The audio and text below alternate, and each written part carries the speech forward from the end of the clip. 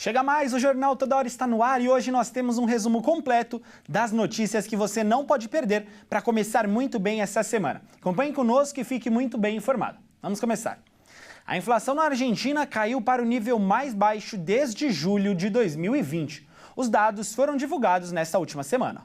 A inflação se manteve em queda na Argentina e ficou em 2,2% em janeiro. No acumulado de 12 meses, chegou a 84,5%. Esse foi o dado mensal mais baixo desde julho de 2020 e o primeiro dado de inflação em 12 meses inferior a 100% desde janeiro de 2023. Os números são do Instituto Nacional de Estatísticas, o INDEC. O presidente argentino Javier Milei comemorou em um vídeo publicado no Instagram. "Seguimos fazendo história", afirmou.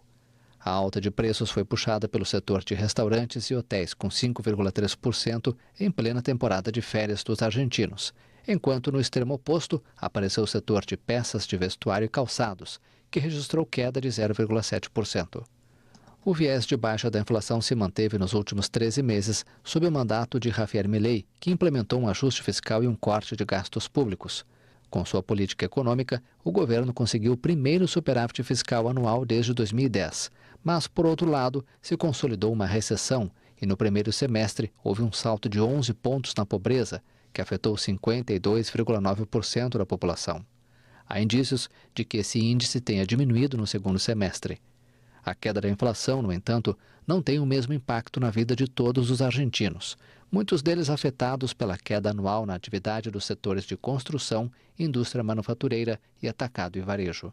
Nessa linha, em 2024, o consumo de leite foi o mais baixo dos últimos 34 anos, enquanto o consumo per capita de carne foi o segundo mais baixo desde que os registros começaram em 1914, segundo um estudo realizado pela Fundação Inovação com Inclusão.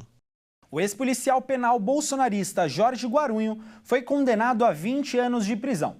2 anos atrás, ele matou o tesoureiro do PT, no Paraná, Marcelo Arruda, no dia em que ele comemorava o seu aniversário.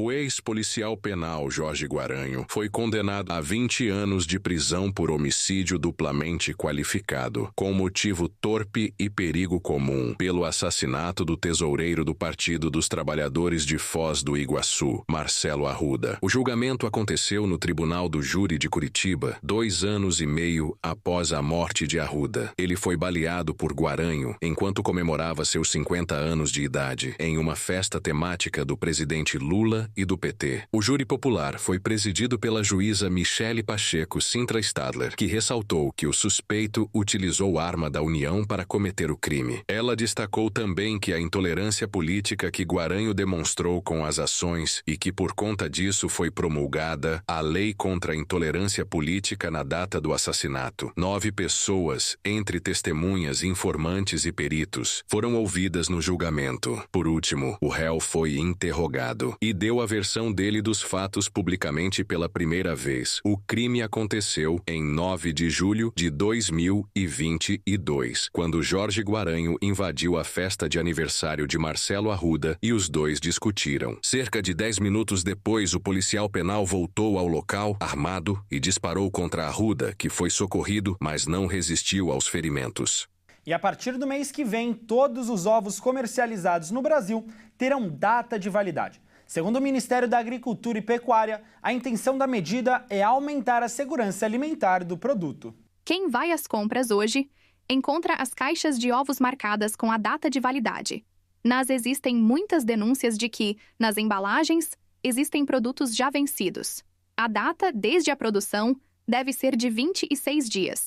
Por isso, o Ministério da Agricultura e Pecuária determinou que, a partir do mês que vem, a data de validade seja carimbada na casca de uma das proteínas que fazem parte da cesta básica brasileira e que passou a ser mais consumida diante do aumento do preço das carnes bovinas. A regra estabelecida vale para todos os tipos de caixas de ovos, seja de meia dúzia, 1 dúzia ou até mesmo as caixas maiores com uma grande quantidade de produto. Os ovos serão carimbados individualmente com uma tinta específica para alimentos para não causar risco de contaminação do produto.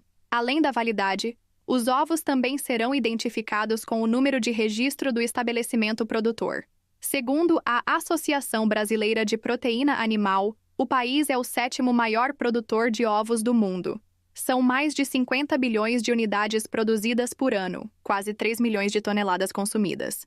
O furto de fios elétricos em todos os municípios da região metropolitana de São Paulo caiu 17% no ano passado.